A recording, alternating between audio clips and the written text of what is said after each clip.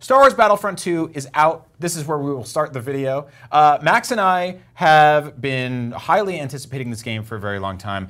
Let's get two things out of the way real quick. There is a massive, massive backlash against this game. Toxicity is higher than I've seen in a very long time for a video game. A lot of it's justified, a lot of it is hyperbole. I'm not going to sit here and preach to you why loot crates are bad, why they are. I will tell you straight up, and I think Max is in the same boat, neither of us plan to spend money on this game outside of the money that we already spent on this game, which is, you know, $60 Correct. or $80 for the full version. I will not be buying cosmetic DLC. I will not be gambling away my real money on loot crates. I don't want to do any of that stuff. That said, this game, as huge Star Wars fans that we are, and people who played 100 hours of the last game, which had backlashes for entirely different reasons, gets it right in a lot of ways and gets it wrong in a lot of ways. And I think we haven't been able to actually have that conversation because the conversation has been so crowded by, you know, the loot crate stuff, the microtransaction, cosmetic DLC, the progression system, Darth Vader behind a all this So kind of also, stuff. real quick, the internet is really good at latching on to when something is wrong. They are less good at latching on to when that thing is actually being dealt with or fixed. Yeah. EA had the most downvoted Reddit comment in history, basically being like, we added tons of microtransactions because of our studies said that it was the thing that everyone wanted, and it was just like people were like, what's wrong with you? You sound so tone deaf and checked out. Which is kind of, but yeah, they did. I would say it's pretty tragic. I hate that I'm saying this. They did nerf the microtransactions. Yes, they did. They nerfed the economy. Yeah. They did make it so that it's much easier to unlock stuff. Initially, it was like something like 60,000 credits to unlock Vader. 40,000 for Vader. He's 15 now. Yeah. They kind of give you like a courtesy 2 or 3 when you start up the game. I played a couple matches of multiplayer, a couple arcade mode stuff, and some single player stuff, and basically had enough to unlock him. So it took maybe 3 or 4 hours, which is normal. I think one of the issues here specifically is that people are pissed off, not that you have to grind to unlock a character, because hey, welcome to video games. I had to play 50 hours to unlock like the clown costume in Mario Odyssey.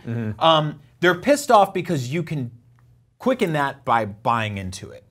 And that's, I think, what gets annoying with people. That said, the currency in this game, if we're really going to get into it, is kind of a problem. You have credits, you have crystals, and you have like crafting parts, and on top of that, you have real-world money that you can use to nudge some of that stuff along. It feels like a 3-card Monty, where there's a thing hidden under one of the 3 cups, and they're moving it around so quickly that you can't really tell where the thing is. Right, and what is this solving for, right? A lot of you are wondering why this is here all of a sudden.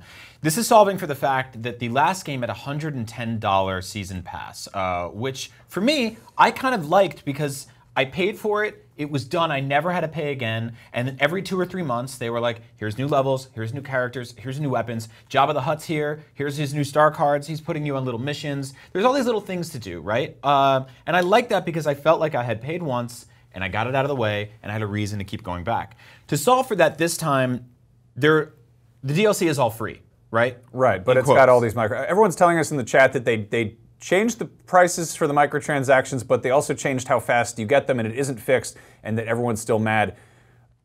Again, the game is not out yet. We're not trying to defend EA. We're not wild about what they're doing here. Just take it easy. We're on your side. Just side note, the United States they just made it okay to import ivory, that stuff they rip out of elephants' faces. Yeah. It's universally just bad, don't kill elephants. Yep. That's a real thing that is a real problem. I'm not trying to play down the space game that has the fake money in it, but it's a space game with fake money in it. If it really upsets you, don't play it. I want to get into that. Let's dig into that real quick while we're here. The hyperbole around a lot of this is really annoying to me because, first of all, we're having a bad year as a world. And to me, if you're going to downvote something on Reddit, I don't know, maybe pick something real.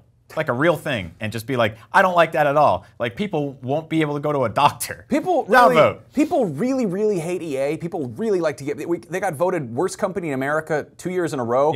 And that was in a year where there was also like a massive oil spill that like killed a bunch of animals and stuff. Wasn't there a company that leaked everyone's social security numbers like 3 weeks ago? And didn't all the CEOs of that company bounce? And then there's that company that's like got all the student loan debt for people who can't, like they're never going to pay it off because it's subprime mortgages or whatever. Have you ever been on customer service with Comcast? How can you get off a call with them and then be, you know, those guys that throttled the internet this year and made it so you can't download more than 1,000 gigs a month. I don't want to do that thing where you're like, oh, you think this is a problem? Well, this is a much worse problem. Whataboutism. But again, it's video games. Like, I'm mad as anyone else is that there's a Star Wars game that isn't perfect, but like, I don't know, they got a land speeder in it now. Yeah. That said, these games change, they evolve over time, and at launch, we're going to talk about this. We're going to judge it on where it is right now. I will say that playing the last game, there were really cool things that happened here and there where randomly EA would email me and be like, hey, this weekend if you log on and play like one match or even just go to the home menu, we'll give you 5,000 credits. And I was like, oh, that's cool. Or they'd be like, hey, it's double XP weekend. And I was like, cool, I'm not really into Call of Duty, so I can do that. But we're going to talk about this game as Star Wars fans, which I feel like no one has actually done yet. Everyone has talked about this game as economy majors, as business majors, as gamers, as angry people. Yeah, everybody's talked about this game as, you know,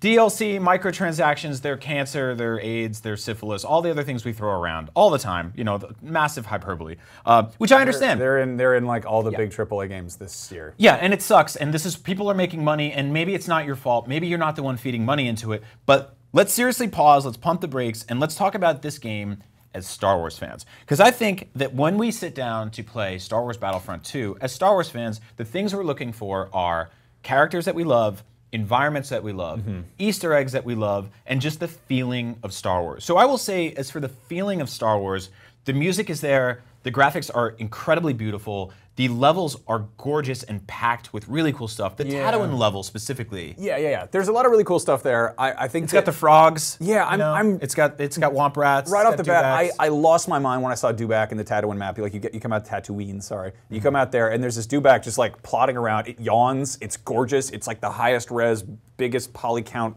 big space lizard you've ever seen in a game. And you go up to it and you can't do anything with it. You can walk around it. It doesn't bite you. You can't kill it. You can't ride it. You can't climb on it. I think you can ride the Tauntauns. I still haven't found one. There's no way to select individual maps if you really just want to hang out in Mos Eisley and just, you know, get killed repeatedly while you're staring at the Dewback like I did. But you just kind of got to roll the dice. And I mean, this is all stuff that, again, they might patch it in there. I mean, this is that's sort of their plan here, is that they're like, hey, the campaign isn't even really finished. That's a weird thing. You beat the game, no spoilers here. There's sort of an ending, and they're like, continue Aiden's adventure in multiplayer, and it's like, you can, but there's also story DLC coming. It's free. Yeah. That's coming out in like a month. They don't say that anywhere, which is sort of a mistake. So to talk about the multiplayer real quick, which I do like, because I think the shooting mechanics feel great, and I think the sound design and graphics are gorgeous. Where it starts to lose me is, to me, like, Star Wars is about personality, right? And the last game let you unlock a lot of, and admittedly, cosmetic heads for your multiplayer characters, right? You could get Twi'leks and Weequays and Celestins and all those dudes, right? And they're all great, weird alien faces. And to me, when I watch Star Wars, and the reason I don't watch like other stuff that's just about like dudes going to space, like generic space adventure stuff, is because like there's a Duros and there's you know, an Ishi Tib, and they're all friends. They're all hanging out with each other. You can Google these names. They're all weird looking dudes, right? When you walk into the cantina, it's not just 50 guys hanging out. That's boring. It's like this montage of insane alien people. And that's what makes it so fun. And the last game had a very sort of, I would say, borderline broken currency, in that you had to grind and fight and claw and scrape to unlock enough points to maybe get Nien Num's head. Right. And you would put it on your adult man body, and it looked weird, and you'd get shot because he looked different. He had big fat cheeks. Yeah, having like a Lady Twi'lek head is actually a major disadvantage because you're the only neon blue thing on the map. Exactly. You can see it from a mile away. Your little tentacles are popping up. Dudes are headshotting it. All of those are gone from the multiplayer in this game. And so what you're left with, you have basically 4 different trooper classes, which are all human adult men or women, or you have stormtroopers, which you can't really tell what's going on underneath, or you have battle droids, which I will say, I love their animation, I love their sounds. I had a big smile across my face the first time I saw them. The coolest thing about them is these are the best looking battle droids in Star Wars history. These are better quality CG than the ones they're based on in the movie. Yeah. Like, so a lot of the people in the comments are saying the cosmetic stuff is coming soon. Awesome. I'm excited for that. It's all over the single player campaign. You see it in NPCs, even in multiplayer, which they've packed to the gills with like just cool little details at this point. You and I were talking earlier about the Tatooine map, where when you start out, like there are stormtroopers harassing people in the marketplace. It's also like kind of a screw because they're not even NPCs. They're like decorations. They're just like these weird. They're like the stormtroopers just being like, Let me see your ID. Yeah. What are you doing here? So and there's just like random like market people being like, I don't know. And then if you're playing as a stormtrooper, you can go stand next to them and it looks like you're just blending in. It's not really a tactical advantage because you still have a red thing above your head if you're on the opposite team, whatever. And so all that stuff's really cool, but then you get to the menus and the UI just feels very sort of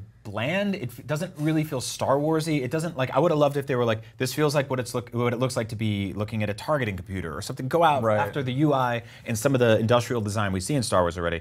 So from a sort of minimalist, kind of confusing UI is coupled with the progression system, which to me, I won't say borderline broken because I straight up haven't figured it out yet. The game doesn't do a good job of explaining it to you how it works, but like I said earlier, there are multiple types of currency. You've got crystals, you've got crafting agents, you've got star cards, you've got credits, and now so you can attribute star cards to your character, and then you can level up those star cards individually. I don't even think you should try to explain it. Yeah. It's just terrible. And then so there are loot crates that you get for free, but you can also unlock using progression, or you can pay for with regular money. If you get a star card in your loot crate that you already have, that's automatically turned into credits. You cannot have duplicates of a card. Yeah. You also sometimes get parts. I don't know what they're for. Yeah, somebody in the comments were like, why do these guys sound like EA's PR team right now? I don't think you understand how PR works. Yeah. This is us being confused, baffled, and mildly annoyed, not celebrating. We'll do that at Star Wars Celebration, a place to celebrate Star Wars. But I don't want to get too negative about this game. Let's go PR for a second. Yeah. There is stuff I like. I think the single player has a lot of really smart ideas in it. I think some of the new planets are gorgeous. Fondor, like visiting that for the first time without spoiling it or anything, is really interesting. There's a lot of cool environments. There's a lot of taking classic scenarios and characters and letting you sort of see things from a new light. I love Return of the Jedi. It's probably my favorite movie of all time. The concept of landing on Endor right after the Battle of Endor and sort of seeing the fallout from that is really, really cool to me because it's the closest I've ever come to feeling like I'm on a movie set right after something happens. Yeah, there's some parts in the campaign that feel very much like it's a video game, and there's other parts where they really hit that Star Wars vibe perfectly, and it feels like you're in. I mean, I had like moments where it was reminiscent of like playing like some of my favorite old LucasArts games. Like there are parts that feel a lot like Jedi Knight 2, Jedi Outcast. There's parts that feel a bit Dark Forces. There's parts that feel even like Shadows of the Empire. This Emperor robot's really novel. A lot of the environments are really cool. The lighting is gorgeous. I'm really into her Iden's droid, which is just like, it's, you don't get to use it for a ton of stuff, but for what's there is interesting, right? Again, shooting mechanics feel great. You can play the entire game in first or third person. Some of the flight areas are great too because they put you in just this, like that environment specifically, just full of shrapnel, really cool, really gorgeous. It's a gorgeous video game. Yeah, like you looks can't deny and that. sounds like Star Wars. Where it bums me out as like a sort of single player game is that I feel like a lot of the campaign gets a little disjointed. You go from one character to another character, you jump around a lot. Which happens in Star Wars, right? We're sort of used to that. Fun fact, telling a story through a video game, especially one that is made by a massive corporation that is at the kind of beck and call of a different one that has the, you've got Disney, Lucasfilm, and EA all kind of, that's a lot of cooks in the kitchen right there. Yeah. And then the fact that it's a video game, which is not really the best way to tell the story, and then it's the fact that this is primarily a multiplayer video game and the campaign is sort of just fan service. It's a special treat thrown in there.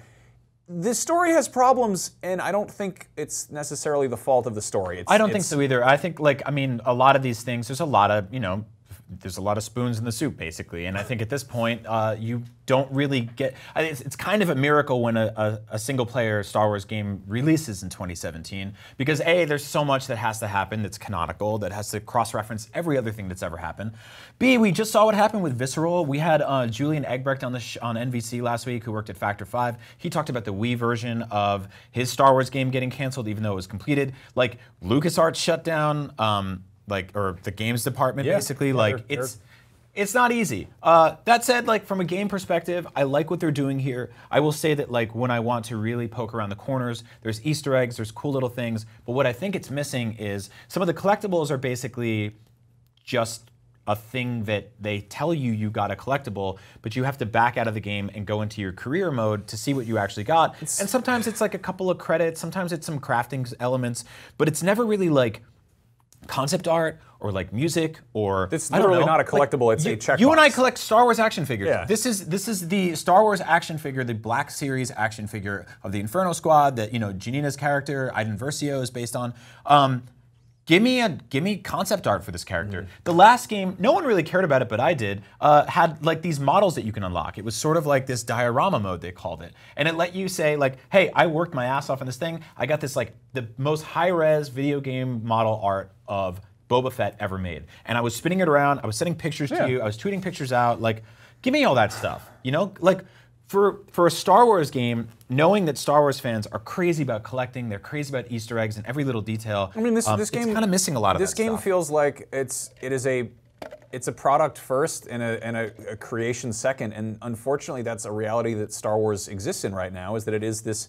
It used to be just a movie, and then it became a universe, and it's just sort of there's a lot of moving parts to it, and I don't know when you're shipping something like this, like the bottom line is the bottom line. Yeah. And I'm not making any apologies for it. It sucks, but I feel like when that's sort of the mentality in making something, it's easy to forget what the appeal of the actual thing is. Yeah. I mean, there's all kinds of, and of course, everyone likes Star Wars for different reasons. Well, the game itself is sort of a potluck dinner, right? The story was written in Montreal. The shooting was done by in Sweden, and then the flying stuff was done by DICE in the UK.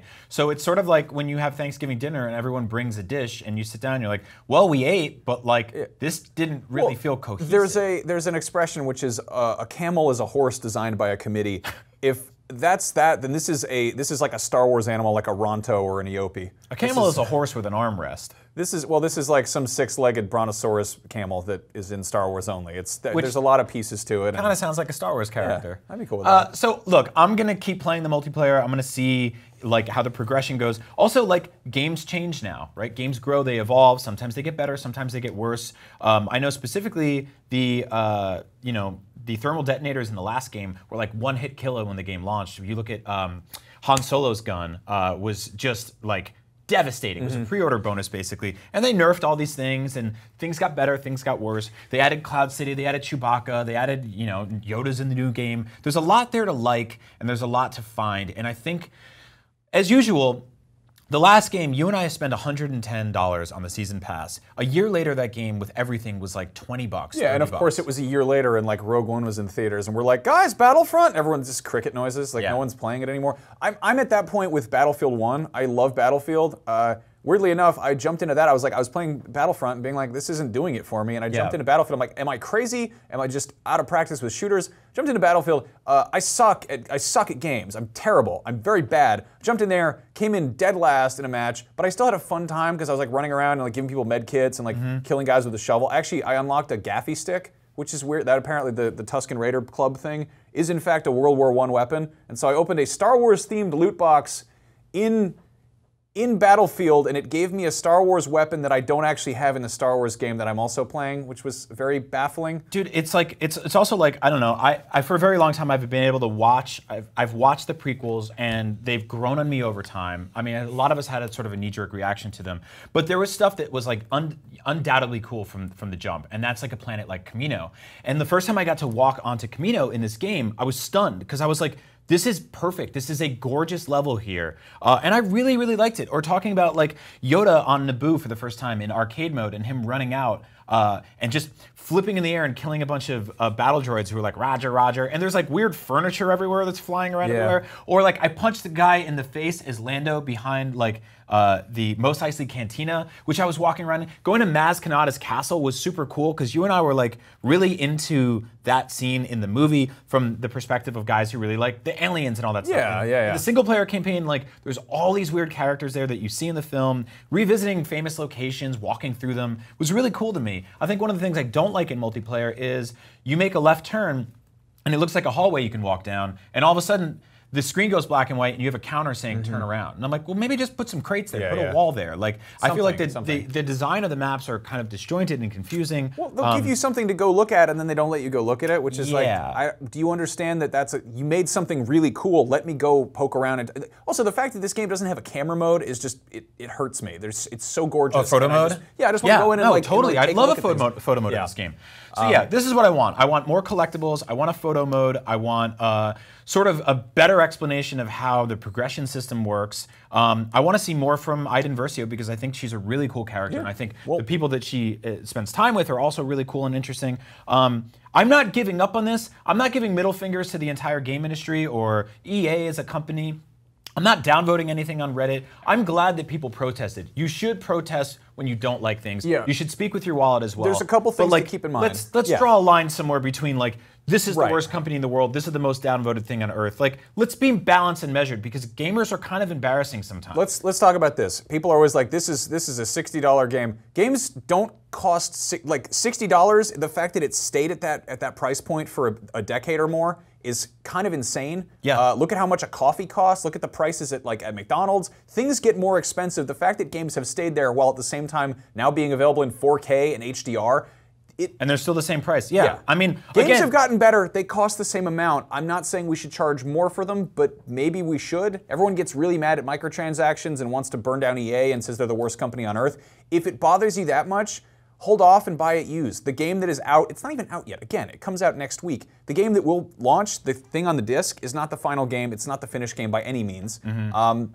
Look at Destiny. Look at Overwatch. These are games that get stacked and built on after the fact. They get patched and they get kept alive when they have a community behind. Look at Breath of the Wild. I played that game for 120 hours, and 6 months in, they're like, we showed you where you walked now, but you have to pay for it. And most people were like, I love Breath of the Wild, and I was like, me too. But like, I don't know, there was no backlash against that because like Nintendo is, you know, they're wonderful. They're a family-friendly company. So look, these games will change, they'll evolve. We're big Star Wars fans. I'm trying to be as measured about this as possible, while also, sticking the knife in EA a little bit, because I do think that progression is sort of borked, and I think it is a little gross to like, we're putting up a video today on IGN where we spent $100 in this game on loot crates, and spoilers, we get like effing nothing for it.